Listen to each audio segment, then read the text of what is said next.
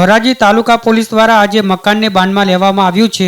તે મકાન તોરણિયા ગામના સરપંચનું મકાન છે, જેમણે અગાઉ ધોરાજી તાલુકા પોલીસ અને જેતપુર તાલુકા પોલીસ પર આક્ષેપ કર્યા હતા। જેતપુર તાલુકા પોલીસે ગામના એક પિતા પુત્રની ધરપકડ કરી હતી અને તેમની પાસે પોલીસે 15,000 રૂપિયાની માંગણી કરી હતી, જે ન આપતા જેતપુર પોલીસે ધરપકડ કરેલ પિતા પુત્રને ઢોર માર માર્યો હતો।